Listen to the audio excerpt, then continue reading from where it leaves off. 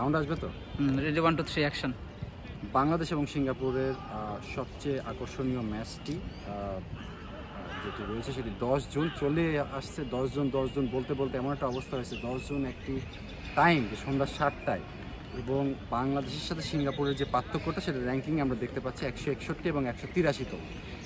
বাংলাদেশ এই ম্যাচটিকে ঘিরে যে ধরনের আয়োজন করেছে এটি সাধারণত একটি বাংলাদেশে এসএ গেমস বা একটা ইভেন্টে হয়ে থাকে, কিন্তু একটি এশিয়ান কোয়ালিফাইং ম্যাচ নিয়ে এই যে ধরনের আকর্ষণ রাখা হয়েছে সেটির কারণ হচ্ছে হামজা চৌধুরী, সেটির কারণ হচ্ছে ফাহমিদুল ইসলাম, সেটির কারণ হচ্ছে সমিত সোম, এবং সবাই আশা করছে যে মাঝ মাঠের এই প্লেয়াররা বা ডিফেন্সিভ মিড বা আপনার ডিফেন্স থেকে গিয়ে বাংলাদেশকে রেজাল্ট নিয়ে এসে দিবে। এবং এই আশাটার কারণে আসলে এই বঙ্গবন্ধু যে জাতীয় স্টেডিয়াম নাম ছিল একটা সময়, সেটিকে করা হয়েছে জাতীয় স্টেডিয়াম ঢাকা। এবং এই জাতীয় স্টেডিয়াম ঢাকায় বাংলাদেশ এশিয়ান কোয়ালিফাইংয়ের ম্যাচ খেলতে যাচ্ছে। প্রথম যে ম্যাচটি এশিয়ান কোয়ালিফাইং বাংলাদেশ খেলেছিল শিলংয়ে ভারতের সঙ্গে, এবং সেই ম্যাচে বাংলাদেশ গোল শূন্য ড্র করেছে এবং একটি পয়েন্ট তারা পেয়েছে সিঙ্গাপুরের সাথে। কিন্তু সিঙ্গাপুর টিমটা কিন্তু আপনি উড়িয়ে দিতে পারবেন না, যে মালদ্বীপ কিন্তু সাউথ এশিয়ার মধ্যে অন্যতম শক্তিশালী দল, এবং মালদ্বীপ শক্তিশালী দল। মালদ্বীপের সাথে কিন্তু এই সিঙ্গাপুর 3-1 গোলে জয়লাভ করেছে। ফলে যেটা হয়েছে যে এই যে জয়, এই জয়টার ফলে যেটা হয়েছে যে বাংলাদেশে একটা অন্যরকম আত্মবিশ্বাস দেখা দিয়েছে।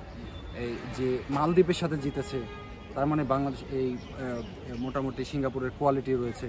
কিন্তু বাংলাদেশি ইন্সপিরেশনটা কোথায় পেল, যে ভুটানের সাথে একটি প্র্যাকটিস ম্যাচ তারা খেলেছে, এবং সেই প্র্যাকটিস ম্যাচে বাংলাদেশ 2-0 গোলে জয়লাভ করে, এবং সেখানে হামজা গোল করেছে দেশের হয়ে, তার সেটা প্রথম গোল ছিল।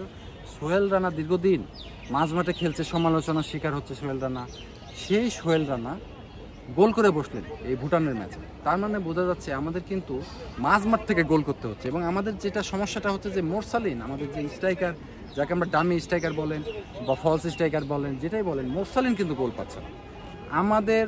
আপনি একটা সিঙ্গাপুর কিন্তু যথেষ্ট গোছালো দল, এবং সিঙ্গাপুরকে আপনার কিন্তু ফুটবল আপনার গোলে খেলা, আপনি পাসিং দিবেন, কাটিং করবেন, lot of thing is there, but আপনাকে কিন্তু গোলটা করতে হবে। কিন্তু গোলটা করবে কেমন? সিঙ্গাপুর কিন্তু বিল্ড আপ যখন আপনার উপর মাঠে খেলে তখন খুব দুর্দান্তভাবে তারা ছোট ছোট ব্লক করে করে উপরে ওঠে, এবং এটা খুবই সুশৃঙ্খল, ওদের কোনো কিন্তু তারকা নাই।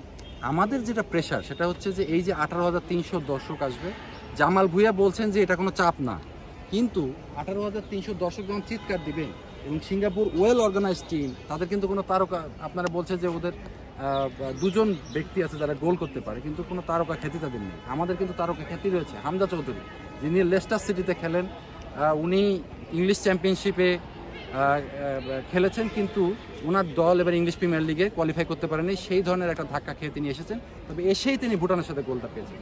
আমরা আশা করব যে বাংলাদেশ এই ম্যাচটিতে যে ফ্রন্টে যে গোল কারা দেবে, গোল কিন্তু মাঝ মাঠ থেকে সবসময় আপনি গোল পাবেন না।